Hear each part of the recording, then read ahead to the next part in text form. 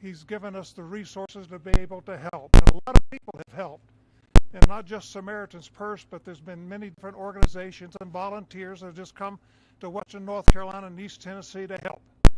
I grew up, this is my backyard, I grew up about 8 miles or so from here. And went to high school right down the road, about a mile down the road. And so this is home to me. But we've got a family today. We've got the West family. This is their house. So we're here today to show the President just a little bit of the damage and the problems that the people of Western North Carolina are facing. So, Mr. President, thank you for what you have done for Western North Carolina. Thank you for coming again to see. Thank you, your son Don Jr., he came with us twice. And so they've taken a real interest. And this isn't a politician coming down here looking for votes. This is a man who wants to do something, who wants to see some changes, who wants to make the life better for you. So thank you. And Melania, thank you so much for coming. It's an honor to have you here with us. So, Mr. President, please. Thank you very much, Franklin. Thank you. All right, good man. He's done a great job, fantastic job. And we've come to North Carolina with a simple message for all the people of this region who are hit so hard by Hurricane Helene, and that message is very simple. You are not forgotten any longer. You were treated very badly by the previous administration. I'm here after a few days of the administration. We're going to California, Los Angeles. They got hit hard, as you know. A lot of that could have been prevented, I think, if they had water, if they had plenty of, but they didn't use it. But I'm going there. But and it was set up to go there. They said, well, wait a minute, what about North Carolina? They said, well, what would you? I said, I have to stop there first. I'm stopping in North Carolina. So we made the stop, and I feel very good. They're represented by some great people, great congressmen are with us, and we're going to get involved with them. And Michael Watley is here, who is the head of the Republican Party. He worked with Laura Trump to take us through to a tremendous victory. One of the, as the media says, one of the most consequential presidential elections ever. They say in 129 years, whatever that may mean. But whatever it is, it was a great election we had, and we won your state. All 3 times we won your state.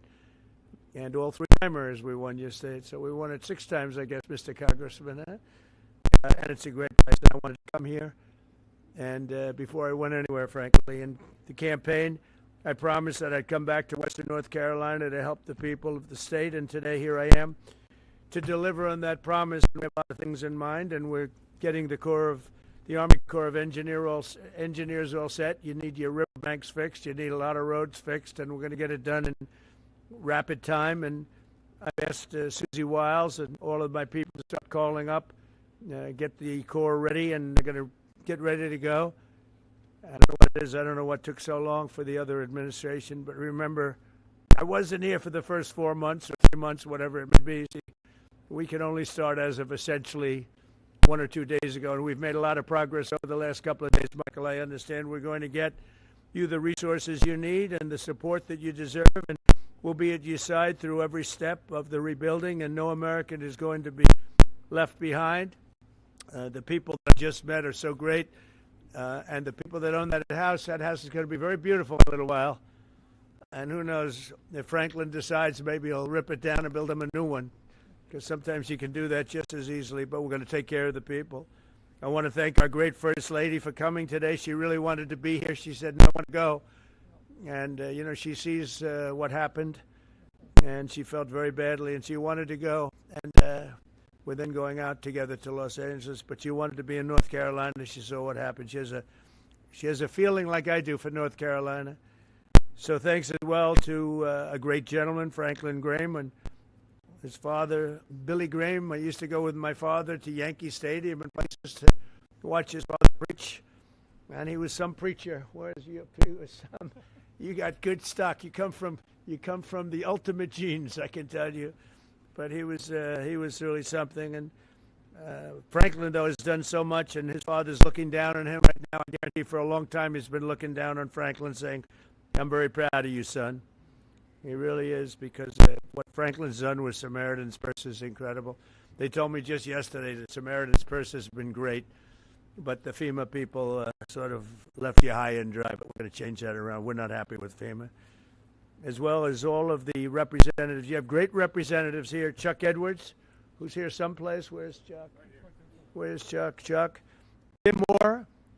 Tim, thank you, Tim. Great job, too. Both of you guys. Virginia Fox, a power. She's a power, that one. Don't ever have her as your enemy. It's not good. It's not healthy. Pat Harrigan. Good job, Pat. Addison McDowell. These guys were just here, just put in, and they're doing a fantastic job. Addison, thank you very much. Great. Mark Harris. Thank you, Mark. Thank you, Mark. Brad Knott. Thank you, Brad. Greg Murphy. Fantastic guy, my friend for a long time now, right? And the RNC chairman, Michael Watley, who really, as I said, brought us to a great victory with Laura, the chairman of the party, the whole Republican. I took Michael Watley from North Carolina because he did the best job and put him in charge of everything. And the job they did together was incredible. Last September, Hurricane Helene became one of the deadliest natural disasters in modern American history. Rainfall rose to far more than 30 inches, which is lethal, unleashing unprecedented devastation throughout western North Carolina and many other states, as you know, but you got hit the hardest. The highest responsibility and deepest obligation of the American government is to protect its people, and that's never truer than in times of emergency like this. Unfortunately, our government failed you, but it wasn't the Trump government. It was a government run by Biden. What a terrible situation. But our government failed the people of North Carolina in this horrible crisis. For 2 months, Asheville lacked running water, and even today, some North Carolinians can't take a hot water shower. They can't drink water. They don't know where to get it. They have to. It's delivered to them by some, or they just go out and somehow find some. It's been 4 months since the storm made landfill, and still 180 roads remain closed and in ruins. Earlier this month, the Biden administration kicked 2,000 displaced North Carolinians out of their temporary housing into freezing 20-degree weather. I don't know how they did that one, because it was cold, even while your government provided shelter and housing for illegal aliens from all over the world. But under the Trump administration, the days of betrayal and neglect are over. They are over. As I said in my inaugural address, we restore the integrity, competency, and loyalty of the American government. And I think I said most of it in the inaugural address. We said a lot of things, but one of the groups of people I was thinking about is you in North Carolina. A lot of that was in reference to you and what you've had to suffer. I'm pleased to announce that under our leadership, the federal government will be surging housing solutions to the state that go beyond mere temporary hotel stays that ended up being very short-term. The government wouldn't do it any longer, which is ridiculous. We'll marshal all available resources and bring back potable water and make your water and infrastructure dramatically more reliable very quickly. Today, I'll also be signing an executive order slashing all red tape and bureaucratic barriers and permits to ensure the rapid reconstruction of the roads here in western North Carolina. We're going to go through a permitting process that's called no permitting, just get it done.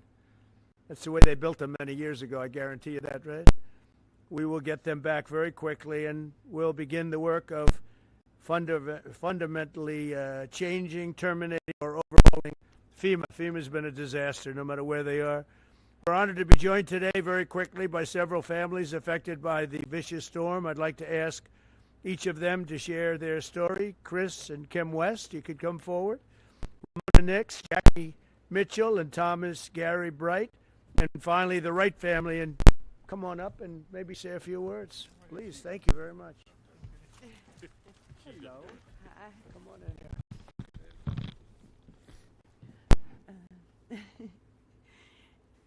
Whenever it started, we started moving our vehicles to the top of the road, and by the time we got the vehicles moved, the water had already hit our ankles in the house.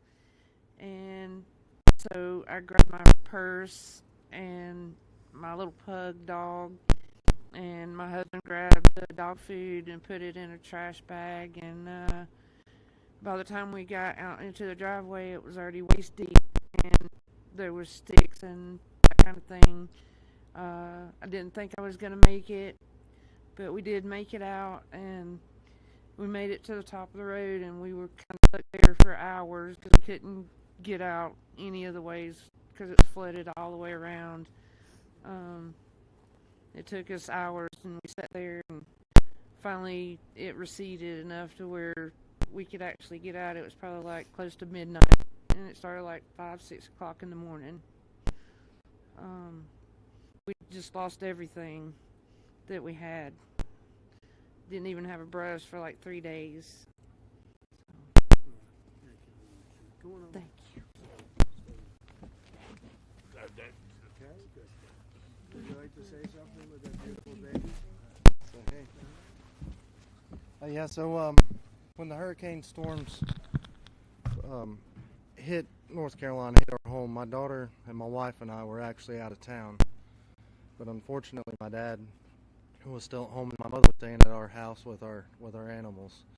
And the waters got so high that it actually lifted between that and the tornado that came through, or microburst is what they've been calling them, and lifted his home and the house that I grew up in and crashed it into our barn. It took away his business. It took away all of our tools and tractors and everything needed to keep on going. And my mother was trapped in the house, and there was no way to escape because the water got so high. The only thing she could do was ride it out and wait till the waters came down. We've been doing a little bit of battling with our insurance and FEMA. We did have proper insurance with flood insurance and homeowners insurance, but since we had proper insurance, FEMA's not been able to assist us with a whole lot of things. And again, we've been having some issues with trying to get some payout for our insurance in a timely manner. We had to do mold mitigation on our home, which is extremely expensive, before the structural engineer even came out in order to get our flood payout. And to me, that was not really acceptable. Has the insurance company been responsive or not really? Not so much. You know, again, They give you the money they have to give you? I'm hoping so. And we need some assistance with that. We reached out to an attorney. What's the name of the insurance company? North Carolina Farm Bureau. You're going to move it, right? Yep, That's terrible. that's what we're after here. Are a lot So of people having that problem too? With the insurance companies, general? Different insurance companies? And they're all difficult, or just the one particular one? I've heard different stories from others, and Have a you lot heard of folks some are. were responsive? And I've heard some good instances of even Farm Bureau themselves, but in my case, you know, they'd sent out a third-party adjuster immediately. Well, they wound up firing that third-party adjuster group. He gave us a quote for a much higher estimate than what we And received, he got fired? and then he got let go. Yeah, he got fired. So then they brought in another third-party adjuster to come in and lowball us. We've not received any kind of, so the flood insurance is our primary insurance, and so there was roof leaks in the home that the inspectors found, the adjusters. Well, that contributed to us losing some of our personal properties that come in the third story where there's no second story living space, where the flood water, well above the flood waters. So they've neglected us for. Is your mother saved? Yes, she's safe. So Yep, she wrote it out? she's right here. Good, okay. So we made it. That was not exciting, right? That's right. How scared were you? Very. Did you think you were going to make it? No. You didn't think so? Nope. I just started praying. So you were sort of on a boat. Your house became a boat. It's a big Wow. pontoon. That's some story. It was a Would you beach like to house say on something? the steps. I'll bet this guy would like to say something. I can tell.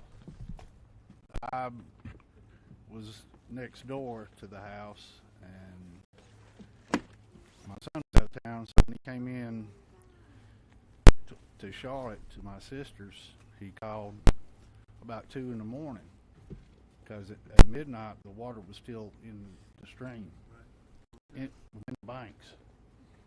So when he called, the water was coming up, so I started moving vehicles till about 5:30 in the morning, and she was in the house, and I pulled up to the steps, and I said, hop on the fender and I'll get you out.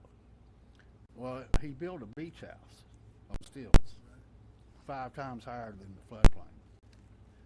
And she said, well, he said I'd be okay. So I'm staying with the dogs. So I went to higher ground with some vehicles, hers included, and the water covered everything. But I'd already seen it come around both sides of my place.